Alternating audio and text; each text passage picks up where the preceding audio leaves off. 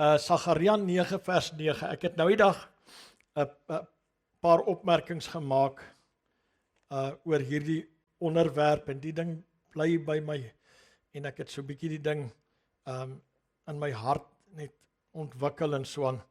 En ek wil graag vir u vanmôre 'n paar gedagtes bring oor nederigheid. Nederigheid, wat dit is, wat dit nie is nie, wat daarmee saamgaan. En u sal vanmôre sien dat hierdie hartsgesindheid raak ou sy hele lewe, raak alles. Sagaria 9, verheug jou grootliks o dogter van Sion, juig o dogter van Jerusalem, kyk jou koning kom na jou, regverdig en 'n oorwinnaar is hy, nederig en hy ry op 'n esel, op 'n jong esel die vul van 'n eselin. Ons sal nou dink as hy sê, juig dogter van Jerusalem, jou koning kom na jou regverdig en oorwinnaar, dan sal ons nou, jy weet, hy kom op 'n wit perd, of wat ook al, in die volgende oomblik, dan sê hy's nederig, en hy ry op 'n esel. En dit is interessant, hy sê op 'n jong esel die vul van 'n eselin, as jy gaan kyk toe Jesus in Jerusalem inkom, toe het hy gesê, gaan haal hulle. Die Here het 2 gebruik, né? Hy het die Vader en Seun beginsel, so met sy intog in Jerusalem het hy dit gedemonstreer. Hy het nie net op 1 gery nie, gaan lees maar die woord, gaan kyk maar. En so het hy Jerusalem ingekom. Matteus 11 vers 29 sê hy, neem my juk op julle en leer van my, want ek is sagmoedig en nederig van hart, en julle sal rus vind vir julle siele. Dis 'n fenominale skrif hierdie. Ek is sagmoedig en nederig van hart, so leer van my, neem my juk op julle. Vat hierdie ding vir julle self. Want u gaan nou sien, sonder dit gaan jy baie min gedoen kan kry. Inteendeel, sonder dit, sê die Bybel, gaan God jou weerstaan. Hallo? So jy gaan min deurbraak hê, of geen, jy gaan min vermag, jy gaan min reg kry sonder sagmoedigheid en nederigheid. So Jesus sê, vat hierdie ding van my, vat dit op julle, want die uiteindelike ding wat ek wil hê is, julle sal rus vind vir julle siele. OK, Filippense 3, want ons burgerskap is in die hemele, vanwaar ons ook as verlosser verwag die Here Jesus Christus, wat ons vernederde liggaam, julle sien daar in die woord nederigheid, né, vernedering ensovoorts, van gedaante sal verander, om gelykvormig te word aan sy verheerlikte liggaam, volgens die werking waardeur hy ook alles aan homself kan onderwerp. Jy weet hoe ek hierdie versie bedink en so aan, toe kom die gedagte by my op, as Paulus praat van 'n vernederde liggaam, dan die wese van nederigheid, lê hierin opgesluit in die beginsel, luister mooi, dis om in 'n toestand te wees, wat nie jou ewige of finale toestand is nie. As jy vanmôre moet vra, wat is nederigheid? Ons dink nederigheid is hierdie, dis nie dit nie. Dis om in 'n toestand te wees, of 'n toestand aan te neem, wat nie jou final position is nie. OK, ons gaan nou 'n bietjie meer daaroor sê. Jou vernederde liggaam is nie jou uiteindelike liggaam nie. Dis nie die eindpunt nie. Dis nie waar ons gaan stop nie, halleluja. En so gebruik hierdie woord se kern, kom daarvandaan af en ons gaan bietjie dit uitbou. Jy weet, dit is soos die verhaal van Maria. Sy's 'n goeie voorbeeld. Ons sing baie keer die liedjie My Soul Proclaims, né? Dis Maria se loflied.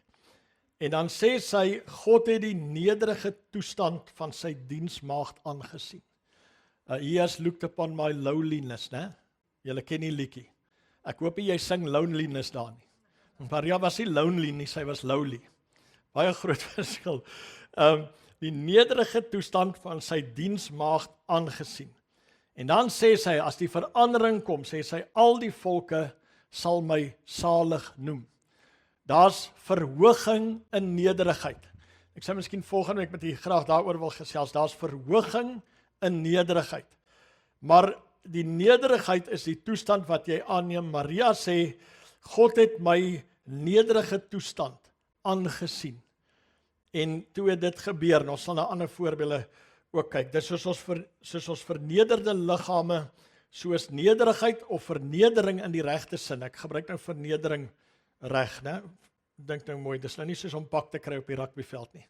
Dis is om 'n plek in te neem waar jy iemand anders verhef en hoër stel as jouself met die wete dat daar verhoging sal kom. Ons weet dit, maar jy neem. So okay. Ons gaan nou kyk na sagmoedigheid in die plek daarvan. Om nederig te wees, luister mooi, hier's die kerngoed. Ek lê nou 'n paar fondasies. Om nederig te wees is om nie jou eie kop te volg nie. Luister mooi. Jy weet, ons is mos mense in Suid-Afrika wat sê, jy sal my nie sê nie. Dis die grootste vyand van sagmoedigheid en nederigheid is daai ding.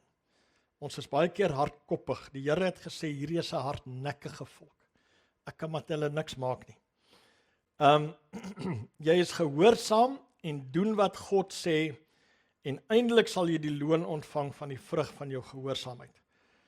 Okay, die konsep van dit alles word saamgevat in wat ons noem die vrees van die Here. Ek sal later vir die sekere skrifte wys waar hy dit aanvat. Nou, baie belangrik, jy het laasweek gehoor van genade. Nederigheid is die kanaal waardeur genade na jou toe kom. Sê gou amen. As jy grace nodig het, het jy nederigheid nodig. Want God weerstaan die hoogmoedige, maar aan die nederige gee hy genade. Met ander woorde, as jy hoogmoedig raak, en hoogmoedig sê ek weer eens beteken om jou eie kop te volg, jou siening, jy doen jou ding, jy besluit, jy neem jou besluite. Om hoogmoedig te wees, as jy hoogmoedig raak, dan blok God jou grace af. Jou kanaal van grace maak jy toe. En wat jy daar sonder kan doen, weet ek nie, want ons het almal genade so geweldig nodig. So hoogmoedigheid of hoogmoed, en hoogmoed is nie, ek wil nie die lelike sin van hoogmoed soos wat ons nou dink daaraan nie. Daar's 'n baie sterk konnotasie in die Bybel waar God sê, as jy nie my raad volg nie, as jy hoogmoedig. En ek gaan vir die baie mooi wys nou. Waar kom dit in? So wat is hoogmoed? Nou voor ek dit beantwoord, wil ek gou eers kyk na Matteus 11, wat ons gelees het, waar Jesus sê, ek is sagmoedig en nederig van hart. Né? Sagmoedigheid is deel van die vrug van die Gees. Sê gou deel van die vrug van die Gees. Dis nie die vrug van die Gees nie, die vrug van die Gees het 9 dele. Dis 'n deel van die vrug van die Gees, is sagmoedigheid. Sagmoedigheid is deel van die vrug van die Heilige Gees. Met ander woorde, luister mooi, sagmoedigheid is deel van die vrug van die Heilige Gees, so sagmoedigheid kom van bo af. Dit word vir jou gegee deur die Heilige Gees. Dis nie iets wat jy kan doen of bewerk nie. Dis die vrug, deel van die vrug van die Heilige Gees. Sagmoedigheid, luister baie mooi. Jesus sê, ek is sagmoedig en nederig van hart.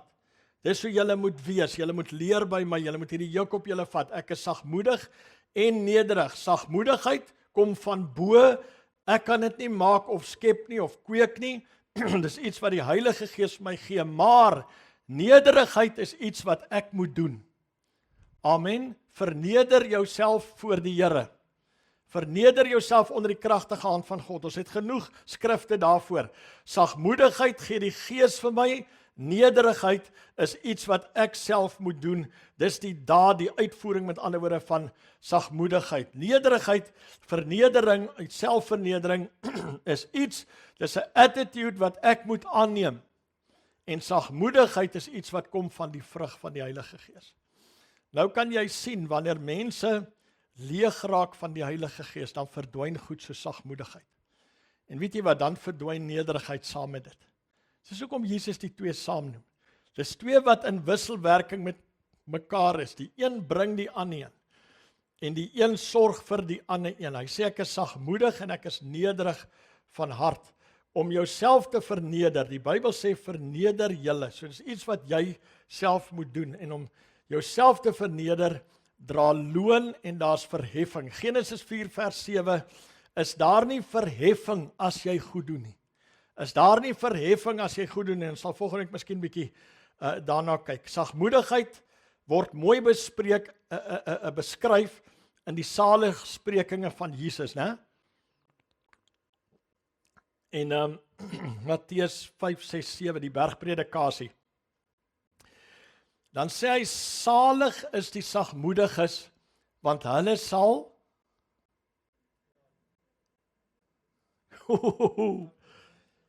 sê weer, die aarde beerwe.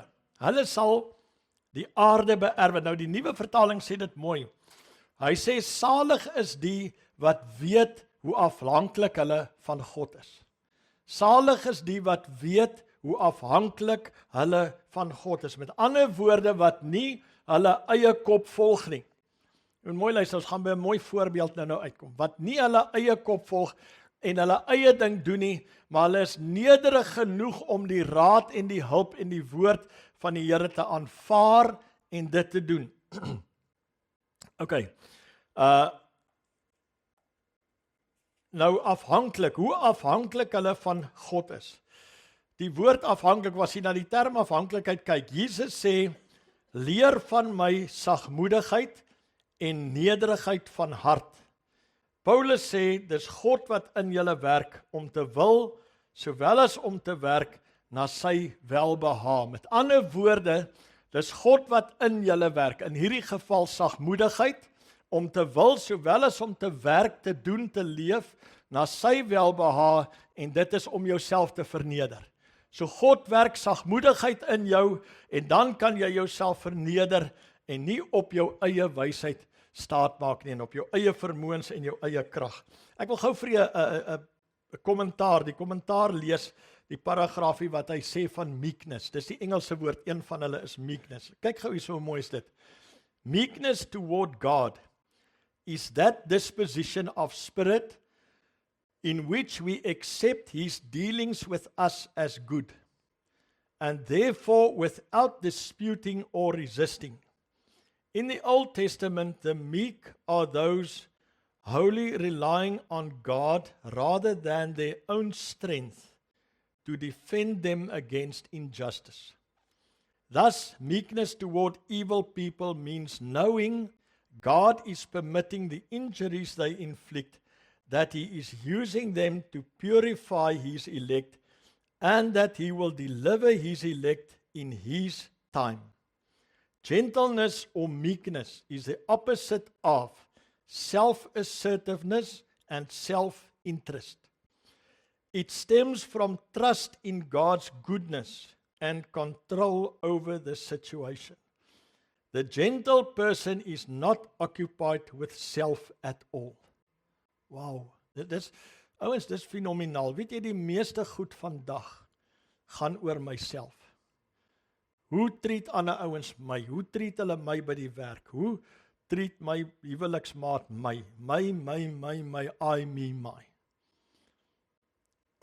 The gentle person is not occupied with self at all. Jy sien, jy kan nie Christus wees as jy nie hierdie attitude het nie. As dit vir jou die heeltyd gaan oor my, dis nie die gees van Jesus nie. Daarom sê Jesus, julle moet hierdie juk op julle neem. Dis dalk vir jou 'n juk vir jou eie vlees. Hy sê, maar my juk is sag. My las is lig. Dis nie 'n burden nie, 'n swaar burden nie. Maar as jy dit nie op jou neem en verander nie, sal jy jou lewe lank deurgaan as 'n victim. Hey, daar's 'n nice woord. Sê gou victim. Victim. Hierdie land is mos vol victims. Daai ou het dit aan my gedoen, en daai ou het dit, en daai ou dit, en dis die geskiedenis, en dis die ding, en dit is ding, en ons bly victims. Ons kan nie oorwin nie, ons kan nie vorentoe gaan nie, want ek het hierdie slegte attitude van, dis alles wat aan my gedoen is, ek is benadeel. Ons hele land het hierdie siek mentaliteit van ek is benadeel. Hallo? Ja, is die waarheid, jy kan met jou kop so skud. The gentle person is not occupied with self at all. Nou kyk nou hierso. This is a work of the Holy Spirit, not of the human will. En dan Galasiërs 5:23, die vrug van die Gees is liefde, vrede, blydskap, lankmoedigheid, julle ken dit, né? This is a work of the Holy Spirit, not of the human will. So wat staan my ten doen? Wat my ten doen staan is ten eerste, ek moet die Heilige Gees sy regte plek in my lewe gee. Of in Bybelse taal, ek moet vol wees van die Heilige Gees. Amen. Ek moet vol wees van die Heilige Gees. En dan kan ek hierdie pad stap, en die pad van meekness. Onthou nou, ons het nou gepraat van meekness. Nou, ek wil nou net ietsie vir die ver vooruit sê. Jakobus sê, ontvang met sagmoedigheid die ingeplante woord van die Here. Jy weet, dit laat my dink, ek lees eendag 'n ding, byvoorbeeld oor pille, medisyne. Eenvoudige ding, maar is net 'n voorbeeld, ons baie ander sulke goed in die lewe en in die natuur. Daar's sekere medisyne wat jy beter inneem, wat jou liggaam beter opneem as daar 'n agent by is. Verstaan jy wat ek bedoel? Ek dink amper magnesium is so iets. As ek nou reg het, ek is praat onder korreksie, ek dink dis waarvan ek gelees het. Jy kan 'n magnesiumpil drink, maar jy kan hom baie effektiewer maak as is dit boron? Boron. Wat is goed? Kalium. Help hy met die opneem van magnesium. Is hy die agent? Kalsium. OK, daar het julle dit. Thanks vir ons apteek hierso. Kalsium is die agent wat die opneem van magnesium beter maak. Nou, julle moet met sagmoedigheid die ingeplante woord ontvang wat jou siel kan verander, wat jou kan red, wat jou soos Jesus kan maak. Jy moet hom ontvang met sagmoedigheid. As jy nie sagmoedigheid het nie, gaan jy nie die ingeplante woord ontvang nie. Hoekom? As jy nie sagmoedigheid het nie, gaan jy jou eie kop volg. Amen. Jy gaan dit jou wy doen en jy gaan dink, ek kies daai, maar ek kies nie daai nie, hierdie een werk, daai is nie reg nie, so. As jy met sagmoedigheid kom, dan sê jy soos Maria, laat dit met my gaan volgens u woord. Is dit reg so? Dis hoekom jy sagmoedigheid, meekness, hierdie goed wat ons nou van praat, het jy nodig as 'n agent vir die pil. Wat is die pil? Dis die gospel. Jy nou het op college eendag vir ons dosent gesê, pastoor, daar's net een pil en dis die gospel. Die dosent was nou nie baie happy met daai een nie. Maar in elk geval, so dit is hoe dit werk, jy het meekness nodig, daarom moet ons op hierdie goed agslaan. Wat is hoogmoed? Dis wat ons nou gevra het. Hoogmoed is om aan te gaan asof jy God nie nodig het nie. Of genade nodig het nie, maar jy kan dit self doen. Met ander woorde, jy volg jou eie kop, jy's hardkoppig, en dis presies wat die Jode gedoen het, dat God gesê, dis 'n hardnekkige volk, en God het hulle later laat begaan, né? Dis dieselfde verhaal met Kain en Abel. Dieselfde verhaal, ons gaan miskien eendag 'n tyd daarna kyk. Abel het gesê, julle ken seker die storie al, Abel beteken I am nothing. So Abel het gebring van 'n bloedoffer, né? Wat voorwys na Christus. Dis nie hy nie, dit het niks met hom te doen nie. Hy het 'n first fruit gebring, hy het 'n offer gebring wat sien op Christus. Kain was 'n landbouer. Kain het gebring, die prentjie daar is, Kain het gebring van wat hy self gegroei het. Sy handewerk was daarin. Abel kom en hy sê, I am nothing. Here, hierdie goed sorg vir hulle self, ek kan niks aan hulle doen nie. Dis nie ek nie. En so aan. En dis 'n baie mooi prentjie wat ons miskien later voorbeelde uit sal vat. Nou, kom ons gaan na 1 Samuel 15 toe. As jy nou jou Bybel daar het, of jou app, dan is hierdie 'n goeie ding om te kyk.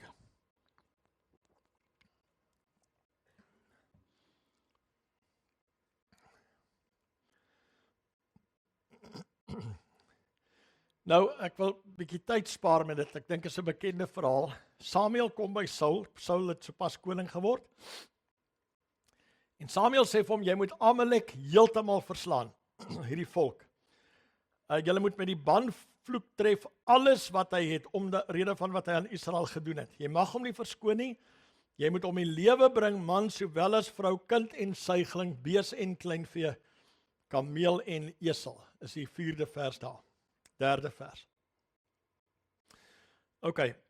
Toe Saul die manskappe opgeroep en hulle gemonster in Telaim 200,000 voetgangers, 1000 man van Juda. Toe hy by Amalek kom, die dal in 'n hinderdag opgestel, net vir die Keniete gesê, gaan julle weg, want julle het niks aan ons gedoen nie, julle was ons goedgesind, en hulle het weggegaan, en Saul het die Amalekiete, vers 7, verslaan, van Havila af in die rigting van Sur, wat oos van Egipte lê, so hulle wiele het afgekom, né? Amalek, en Agag, die koning van Amalek, het hy lewendig gevang, kyk nou mooi, hy vang die koning van Amalek lewendig, maar die hele volk, deur die skerpte van die swaard, met die banvloek getref. Het God gesê, jy moet die koning uithou?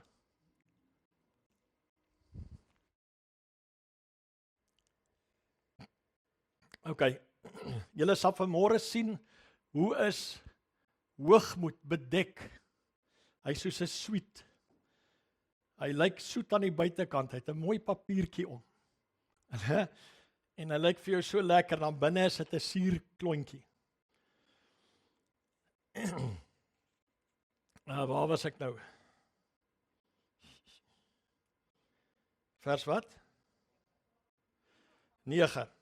Maar Saul en die manskappe het Agag gespaar, die beste van die klein vee en beeste, en die naasbestes en die lammers, en alles wat van waarde was. Sê gou alles wat van waarde was. Alles wat van waarde was. Waarvan praat ons? Ons praat van goeie bedoelings. Hoogmoed is gerap in die papiertjie van goeie bedoelings. Hallo? Dit wou hulle nie met die banvloek tref nie, maar al die goed wat veragtelik en vervalle was, dit het hulle met die banvloek getref. En die woord van die Here tot Samuel gekom en sê, ek het berou dat ek Saul koning gemaak het, want hy het van my afvalle, kyk net hierso, hy het van my afvalle geword en my woorde nie uitgevoer nie. Toe Samuel kwaad geword en die hele nag deur die Here aangeroep. Maar die môre vroeg het Samuel hom klaargemaak om Saul te ontmoet. En aan Samuel is meegedeel en gesê, Saul het in Karmel aangekom en kyk, hy het van my gedenkteken en opperigheid weggedraai na Gilgal. Toe Samuel by Saul kom, sê Saul vir hom, mag u geseënd wees deur die Here. Check nou hierso, ouens, kyk hoe verblind hoogmoed jou. Mag u geseënd wees deur die Here, ek het die woord van die Here uitgevoer.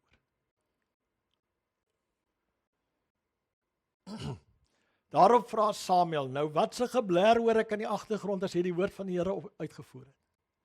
Wat bler so, want jy moes hy goed doodgemaak het. Het jy jou eie saamgebring of wat? En Saul sê, van die Amalekiete het hulle dit gebring, want die manskappe het die beste kleinvee en beeste gespaar, om aan die Here God te offer. Die beste, sê gou beste. Maar die ander het ons met die banvloek getref. Die ander. Toe sê Samuel vir Saul, hou op, dat ek jou kan meedeel wat die Here vannag met my gespreek het. En hy antwoord hom, spreek. En Samuel sê, is jy, hoewel jy klein was, jy toch nie die hoof van die stamme van Israel nie. En die Here het jou as koning oor Israel gesalf. En die Here het jou op die pad gestuur en gesê, gaan tref die sondaars met die banvloek en veg teen hulle totdat hulle vernietig is. Waarom het jy dan nie na die stem van die Here geluister nie? En op die buit afgestorm en gedoen wat verkeerd is in die oë van die Here. Toe sê Saul vir Samuel, ek het na die stem van die Here geluister. Wow, Saul, are you dreaming? Julle verstaan wat ek bedoel, die man is verblind. Wat verblind hom, daai eie ek ding van I'll do it my way. I'll do it my way. En baie kinders van God aanbid die Here en hy het nog steeds daai lifestyle. Ok. Waar is ons nou? Nou is ek lost. Vers 20.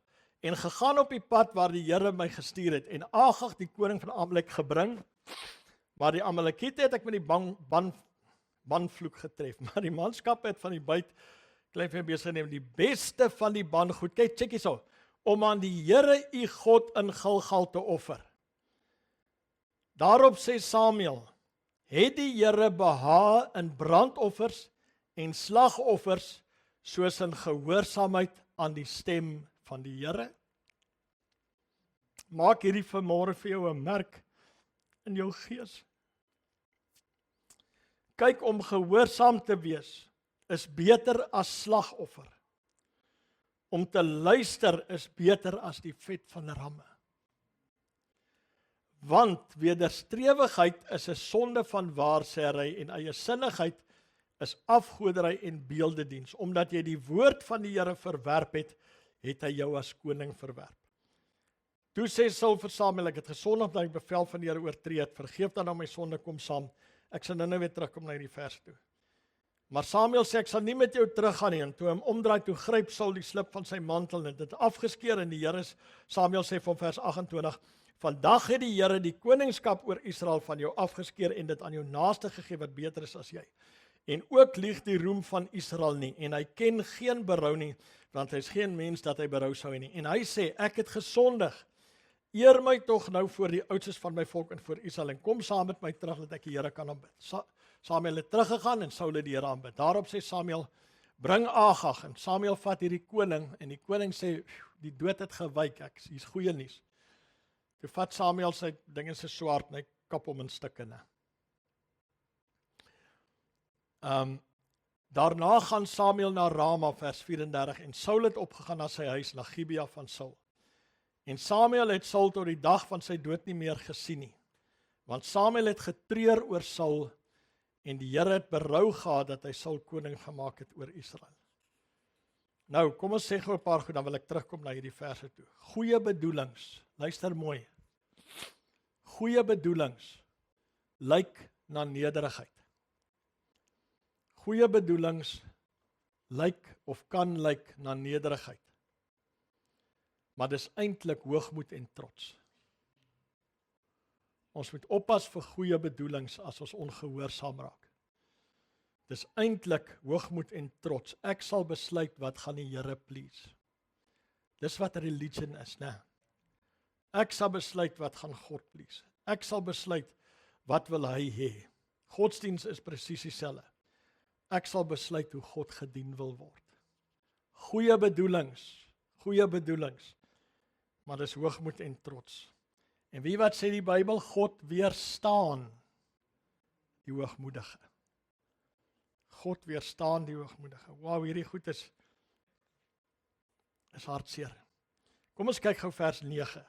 Gaan terug na vers 9 toe. Dis Barry Siewert mos dit al onder, jy hoef nie weer terug te gaan na die dinges toe nie. Vers 9, maar Saul en die manskappe het Agag gespaar en die beste van die kleinvee en beeste en die naasbestes en die lammers en alles wat van waarde was. Dit wou hulle nie met die banvloek tref nie, maar al die goed wat veragtelik en vervalle was, het hulle met die banvloek getref. Vers 15, en Saul sê, van die Amalekiete het hulle dit gebring, want die manskappe het die beste kleinvee en beeste gespaar om aan u God te offer, maar die ander het ons met die banvloek getref. Dis presies wat hoogmoed is, wat ons nou gesê het. Jy besluit wat het waarde in jou verering van God. My broeder en suster, dis wat hoogmoed is. Ek herhaal myself, ek wil jy moet dit aanteken of onthou in jou gees vandag. Hoogmoed is dit, jy besluit wat sal God please, jy besluit wat het waarde. Nou kom ons maak vandag 'n reël. Niks het meer waarde as gehoorsaamheid nie. Niks het meer waarde as. Kan ons dit bietjie saam sê? Sê agter my aan, niks het meer waarde as gehoorsaamheid nie. Kan dit ons motto wees van vandag toe? Niks het meer waarde as gehoorsaamheid. Nou wil ek ietsie byvoeg. Dit is nederigheid. As jy wil weet wat is nederigheid, dit is nederigheid. Perfekte gehoorsaamheid is die beste uitbeelding van nederigheid wat daar kan wees. Jy sien, ons het iets anders van nederigheid geleer. Dis hierdie Wurmpie Jakob volkie Israel, sê die Bybel. Dis nie dit nie. Nederigheid is gehoorsaamheid. Om perfek in uitverkoopte gehoorsaamheid te wandel, is ware nederigheid. Vers 19, waarom het jy dan nie na die stem van die Here geluister nie, en op die buit afgestorm en gedoen wat verkeerd is in die oë van die Here? Toe sê Saul vir Samuel, ek het na die stem van die Here geluister, en gegaan op die pad waar ek my God in Agag Amalek gebring, maar die manskappe het die buit nie klein vir die beste, om aan die Here te offer. Né? So Saul sê, ek het na die stem van die Here geluister, en die ouens het die goed gebring om aan die Here te offer. Nou, Kyk net hoe het Saul se hoogmoed. En ek gaan nou die woorde wat die Bybel gebruik is wederstrewigheid en eiersinnigheid, né? Dis hoe dit gedemonstreer word. Kyk net hoe het Saul se hoogmoed hom verblind en hom mislei.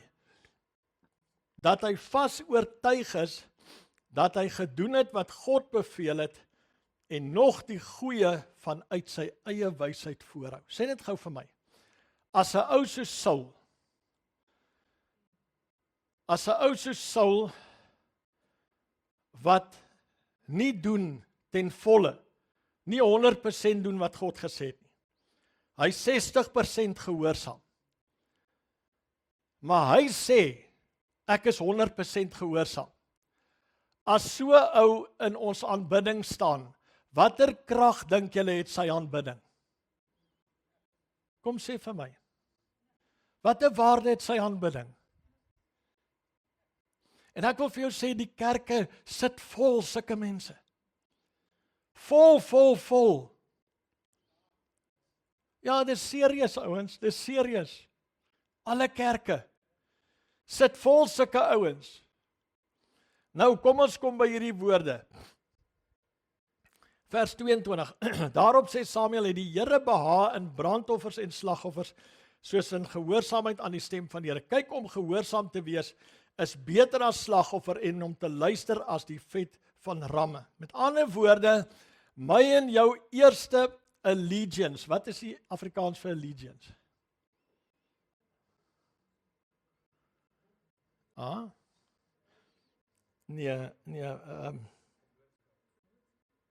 Ja, okay, kom ons sit vennootskap. Ek dink daar sterker woorde as dit, maar alright. My eerste vennootskap is om die woord van die Here uit te voer en aan hom gehoorsaam te wees. Afvalligheid is om nie God se woord uit te voer nie.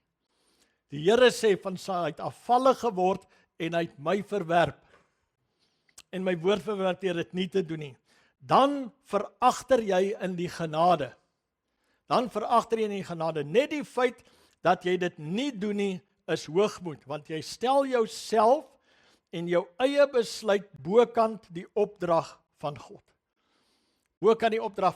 Okay, nederigheid is die kanaal waardeur genade na my en jou toe kom, en dit beteken dat ek prioriteit sal gee aan die woord van die Here en aan die uitvoering daarvan.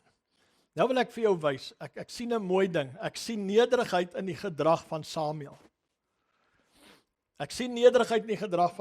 Toe hy die ding hoor, het hy baie kwaad geword.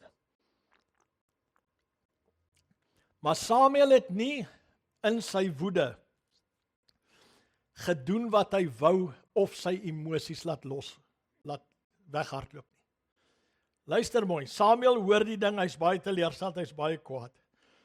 Maar wat gaan doen hy? Hy het nie aan sy emosies vrye teels gegee nie. Hy het kwaad geword en die hele nag deur die Here aangeroep. Hy het nie gesondig nie. Hy het nie vir Saul gebel en die ding uitgesorteer nie. Net mooi. Die grootste ding wanneer jy kwaad word, is om nie te sondig nie. Die Bybel sê word toornig en moenie sondig nie.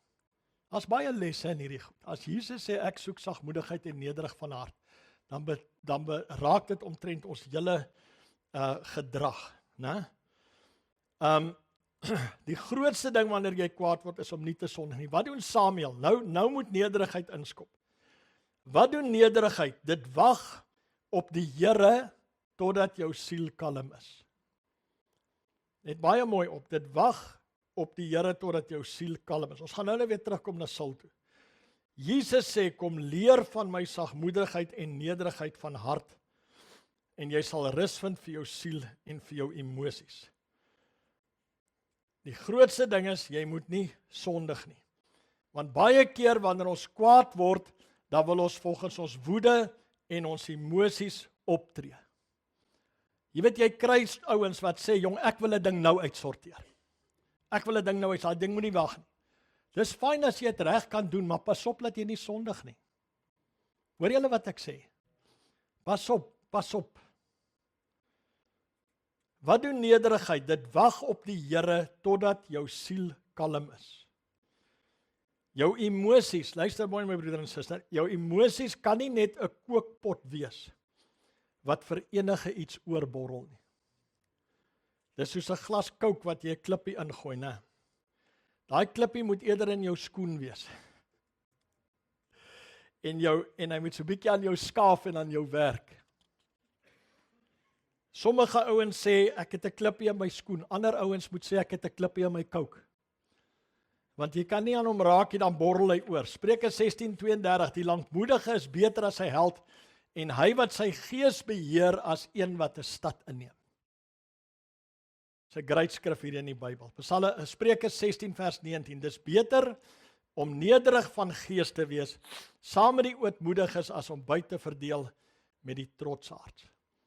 Jy sien, dis hierdie goed wat maak of ons sondig of nie sondig nie. En nou kom die volgende stap, as jy in nederigheid wandel, dan leer jy om te verdra. Nou ek is nou soms so op 'n lekker trip, van oorborrel en die meer en al hierdie goed en so aan, dat jy kan sien hoe raak hierdie goed alles die tema van nederigheid. Of hoe nederigheid ons hele lewe raak. Dis waar verdra inkom. Paulus sê, onthou dat Jesus Christus uit die geslag van Dawid uit die dode opgewek is volgens my evangelie, waarin ek verdrukking ly tot die boeye toe soos 'n kwaadoener, maar die woord van God is nie gebonde nie. Daarom verdra ek alles ter wille van die uitverkorenes, sodat hulle ook die verlossing wat in Christus Jesus is kan verkry met die ewige heerlikheid. Dis 'n betroubare woord, wat as ons gesterf het, sal ons ook saam met hom lewe. As ons verdra, sal ons met hom regeer. Hallo, waaroor regeer? Oor jouself. As ons hom verloon, sal hy ons ook verloon. As ons ontrou is, hy bly getrou. Hy kan homself nie verloon nie. Nou ek is nou net gou vinnig op die tema van verdra, want ek praat oor hierdie ding van jou emosies, en aan jou emosies net vrye teels gee en so aan. Nou ek wil vir die bietjie, ek het 'n bietjie in die skrif gaan kyk, wat moet ons alles verdra? Jy sal dalk surprise wees, wat moet ons alles verdra? Gooi gou op my daai slide. Nommer 1, ons moet mekaar verdra.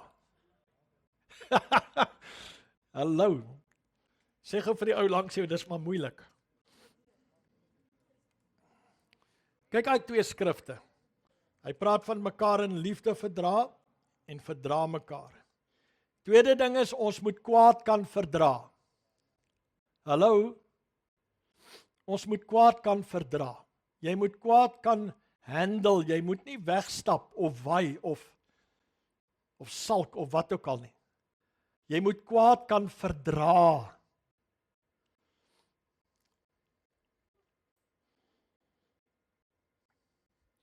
Derde ding, vervolginge. Vierde een, tugtiging. Jy moet tugtiging kan verdra. Vyfde een is die woord van vermaning. Jy moet vermaning en inspraak kan verdra. Onthou julle pastoor Andrei se preek daai so 'n paar weke terug? Né? He who hates reproof is like a brute beast. Afrikaans sê hy's dom. Een vertaling sê hy's stupid. Salig is die man wat versoeking verdra. En dan moet jy kan leed verdra. En leed verdra jy deur onregverdig te ly. Hoe min sulke goed kry jy vandag in die kerk? Kyk na Efesiërs 4. Ek vermaan julle dan, ek die gevangene in die Here, om te wandel waardig die roeping waarmee julle geroep is, met alle, checkie, wat se 2 goed noem hy saam? Wat het Jesus gesê, hoort saam? Met lankmoedigheid, terwyl julle mekaar in liefde verdra. Met alle nederigheid en sagmoedigheid. Dis die way wat ek en jy moet lewe. As jy verdra, sal jy saam met hom regeer, oor jouself, oor jou siel, oor jou begeertes, oor alles. En dan sê hy, en julle sal rus vir julle siele vind. Julle sal rus vir julle siele vind. Tamu sê baie keer, hy sê the highest form of governance is self-governance. The highest form of governance is self-governance. Kan jy jouself govern? Dit spreek van karakter. Karakter moet in jou ingebou word. Christus moet in jou gevorm word. Ok, nou kom ons gaan terug. Hierdie hele ding kom nou uit Samuel uit. Wat het hy met sy emosies gemaak? Né? In nederigheid het hy die hele nag deur gebid. En hy het God gesoek en God het hom 'n woord gegee. Kom ons gaan aan. Vers 20. Toe sê Saul vir Samuel: Ek het na die stem van die Here geluister en gegaan op die pad waar die Here my opgestuur het en Agag die koning van Amalek gebring. Maar die Amalekiete het ek met die banvloek getref, maar die manskappe het van die buit kleinvee en beeste geneem, die beste van die bandgoed om aan die Here u God in Gilgal te offer. Daarop sê Samuel: Het die Here behaag in brandoffers en slagoffers soos in gehoorsaamheid aan die stem van die Here? Kyk, om gehoorsaam te wees is beter as slagoffer, om te luister beter as die vet van ramme. Nou, want wederstrewigheid is 'n sonde van waarsêry. Die Engels praat van witchcraft. En eie sinnigheid is afgodery en beeldediens. Wow, die woord van die Here is almal skitterend. Omdat jy die woord van die Here verwerp het. Wat is die woord van die Here? Die opdrag wat jy gehad het om die Amalekiete uit te wis, het jy verwerp. Maar Here, ek het dan die beste, Samuel, ek het dan die beste gehou om vir die Here te offer. Dit moet hom ons please. Nee, gehoorsaamheid please hom. Het hy jou as koning verwerp. Toe sê Saul vir Samuel: Ek het gesondig omdat ek die bevel van die Here en die woorde oortree het, want ek was bevrees vir die manskappe en het na hulle geluister. Nou wil ek jou vra, as dit kranstyd is, aan wie is jy uitverkoop? Na wie luister jy? Wie vrees jy? Vrees jy die Here of vrees jy die manskappe? As jy nie uitverkoop is vir die stem van die Here nie, is dit hoogmoed, eie sinnigheid en wederstrewigheid. Nou, kom ons gaan kyk. Samuel sê vir hom, dit is soos wederstrewigheid en eie sinnigheid. Wat is wederstrewigheid? Saul, kom ons kyk na Saul se verhaal. Saul was wederstrewig teen die stem van die Here. Hy het teen dit gerebelleer. Hy wou dit nie doen ten volle nie. Goeie bedoelings het die ding in 'n pakkie gerap om mooi te laat lyk.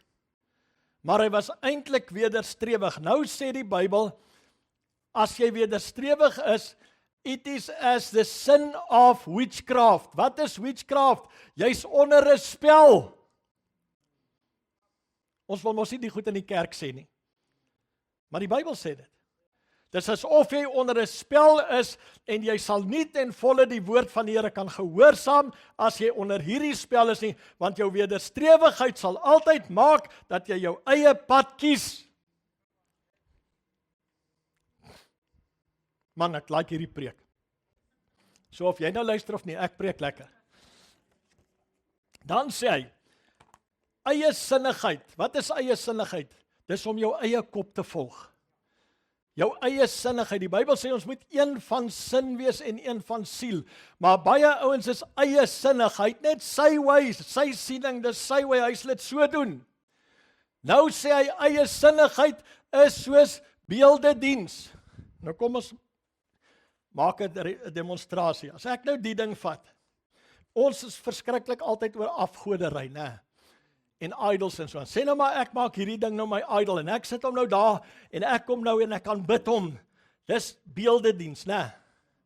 Ek het 'n afgod, ek maak van hom die beeld, ek maak van hom en ek kan bid hom en hy is nou my God. Nou weet jy wat, nou sê hy, as jy jou eie kop volg, is dit soos 'n afgod wat jy maak. Wie's die afgod? Jy's die afgod. Want God kan nie vir jou 'n order gee nie, want jy doen dit soos jy dink. Hey man, can we follow instructions? Jy's eie sinnig en jy's wederstrewig, so die Here kan met jou niks maak nie, iets idols. Nou goed, ek wil eintlik by iets uitkom.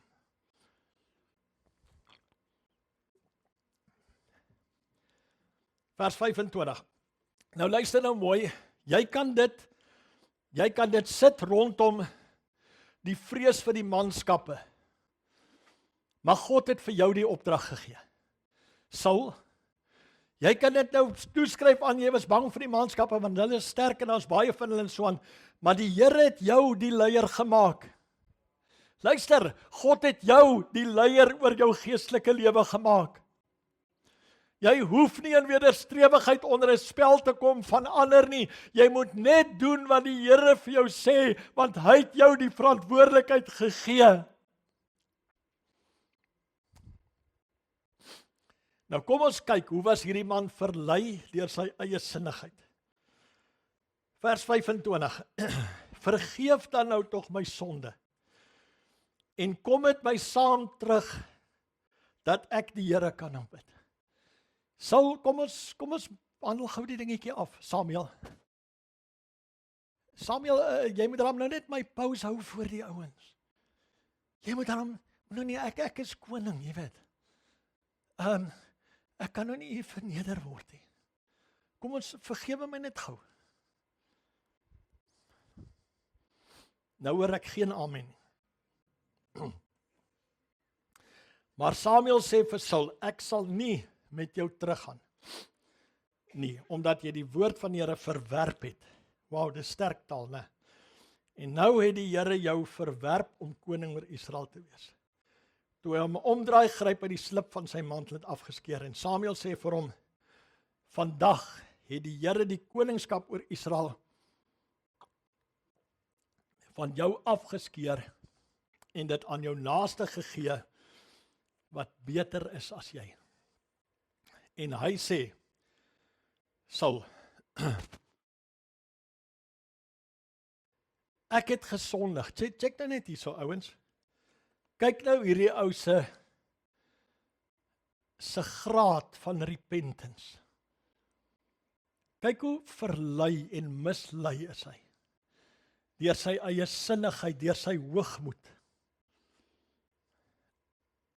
Ek is bly julle is so stil dat julle nou mooi kan oplet. Check net wat gaan hier aan. Ek het gesondig. Eer my tog nou voor die oudstes van my volk en voor Israel. En kom saam met my terug dat ek die Here u God kan aanbid. Nie die Here my God nie, die Here u God. Saul, asseblief, moenie dit, don't cause ructions. Moenie laat die ouens iets agterkom nie. Kom net saam met my want ek wil aanbid. Saul, wie gaan nie aanbid? Wat gaan vir die Here? Wat gee vir die Here? Sê jou airtime is op. Wat gaan jy vir die Here sê? Wat gaan jy aanbid na wat jy nou gedoen het? Is dit nie beter dat jy nou repent nie? Saul sê, vergewe tog net gou my sondes. Moenie my voor hierdie ouens expose nie. Ek is hulle koning, ek het 'n posisie. Hallo? Hoeveel sulke ouens sit in kerke vandag?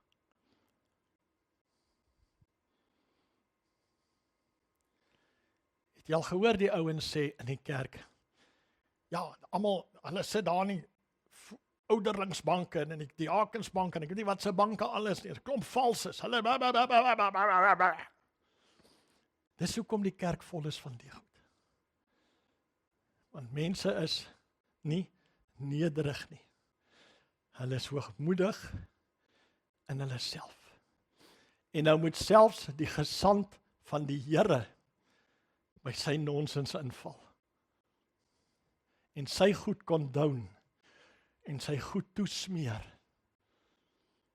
Dat hy lekker kan lewe en sy posisie kan behou en sy eer kan handhaaf. Don't look at me like that, they are amongst us. Hulle is in die kerk van Jesus vanmôre. En dan dink hulle het 'n hond uit 'n bos uit aanbid. Kan jy sien hoe kom hy volgende week weer terug dieselfde? Niks het verander nie. Hy het laasweek aanbid, hy het sy hande opgesteek, hy het dalk gehuil. Whatever hy gedoen het, hy het dalk gekniel, maak nie saak nie, dan kom hy terug volgende week en he's just the same. Why? Nothing has changed. Hallo.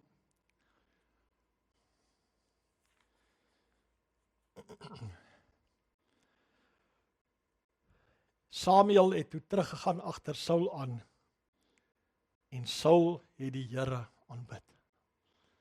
Ek sou gelike het om daai worship te hoor. Ek sou regtig gelike het om te hoor wat sê Saul. Wat sê Saul? Here, ek het die woord uitgevoer. Dankie vir die woord in my lewe. Here, dankie dat U my pad rig. Dankie dat U my voetstappe rig. Ek is so bly U wandel met my. Ek dankie, Here. Meantime sê Samuel vir hom, jy het die woord van die Here verwerp. En jy het van God het jy afvallig geword. I think it's time for great repentance.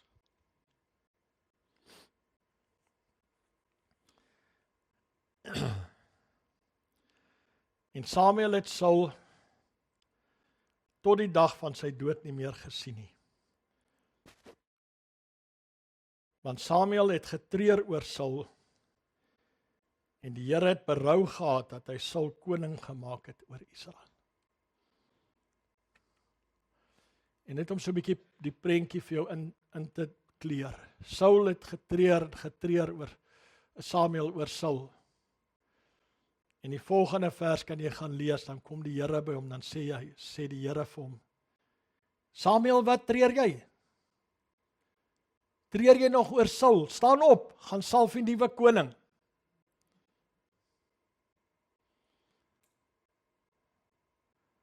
God gaan nie, ek wil nou iets sê, maar jy moet dit nou reg opvat. As daar nie repentance by jou is nie, gaan God nie by jou gesalkery stil staan nie.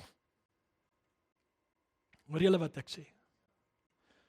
Hy wat bely en laat staan, sal voorspoedig wees. Spreuke 16:5, ek sluit af met hierdie vers. Sorry, ek so 'n bietjie oor tyd wat ek wou gegaan het, maar kyk net hier is 'n bemoediging ten einde laaste. Elke hoogmoedige van hart is vir die Here 'n gruwel. Pragtige bemoediging, né?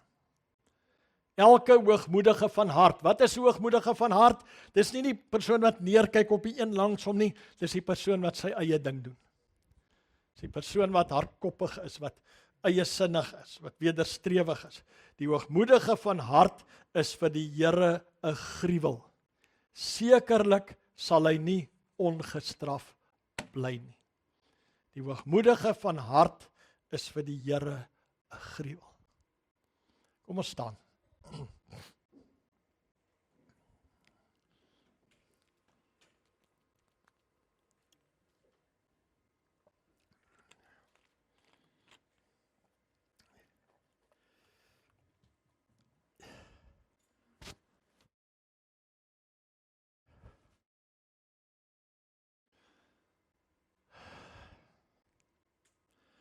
Ek dink ons kan die woord van Saul wat Samuel vir hom gegee het om die Amalekiete met die banvloek te tref. Kom ons vat dit oor na ons tyd vandag toe. Wat is die opdrag van die Here vir my en jou? Nou is 'n klomp goed wat ek kan noem, maar ek wil net iets uithaal in een of twee goed of so. Die Bybelse opdrag en God se hart vir my en jou baie duidelik is om heilig te lewe. Heilig te lewe. En dis 'n proses. Hy sê word heilig want ek is heilig. Engels sê be holy. Daai be kan wees of word wees. Afrikaans sê word. Word heilig want ek is heilig. Ouens, ek wil vanmôre vir jou vra. Is daar iets in jou lewe wat jy weet jy in ongehoorsaamheid doen en wandel? Iets in jou lewe wat jou airtime opgebruik. En jy leef dalk in hierdie waansin van Saul. Van ag is fyn, Samuel sal my goedgesind wees en ek kan nog steeds die Here aanbid. Meantime blær die skape. Die skape van my ongehoorsaamheid blær. En hulle raas. En die Gees van die Here vra vanmôre vir jou, wat se geblær hoor ek? Wat gaan daar in die kraal aan as jy sê jy die woord uitgevoer, dan behoort daar nie een skaap te wees nie. But something's wrong tussen my opdrag en jou belydenis. Tussen my opdrag en jou aanbidding is daar iets fout. Ek wil vir jou vra, haal daai iets fout vanmôre uit. Dit wat fout is, kom ons haal dit vanoggend uit. Ons maak ons lewe reg. Ek glo hierdie is vanmôre 'n baie ernstige woord van die Here af. God sê, of Jesus het gesê, leer van my, jy moet sagmoedigheid en nederigheid moet jou lewe bepaal. Ons is baie keer so stubborn in onsself, laat ons doen wat ons besluit en ons wil. Kom ons bid saam. Vader, baie dankie vir die woord vanoggend. En Here, ek wil bid dat U in ons harte en ons lewens sal werk. En ons ken nie almal mekaar se lewens nie, maar Here, U weet. En ons weet. Ek wil vanmôre bid dat die gees van oortuiging duidelik met ons sal praat in hierdie dag, Here. Dat ons sal skoonmaak en sal regmaak wat nie van God af is nie. Want U woord sê elkeen wat die verwagting het om Jesus te sien soos hy is, reinig homself soos wat hy rein is. Here, dat hierdie by ons 'n lewensbeginsel en 'n lifestyle sal word. Dat ons sal kan sê, Samuel, Heilige Gees, ek het die woord van die Here uitgevoer. Ek het gedoen wat God gesê het. Daar's niks wat raas in die agtergrond nie. Ek het die woord van die Here uitgevoer. Vader, gee ons 'n rein hart vanmôre. Gee ons die reinheid van gees om met hierdie goed saam met U in die lig te wandel. Here, dat ons nie vooroggend verskoning sal uitdink, soos die vrees vir die manskappe of die aandrang van die manskappe nie. Maar dat ons sal besef, ek het geen verskoning nie, want God het die opdrag aan my gegee. Ek dank U in Jesus naam. Gees van die Here, kom bring hierdie woord vir ons, maak hierdie woord vir ons lewendig in ons harte. In Jesus naam. Amen.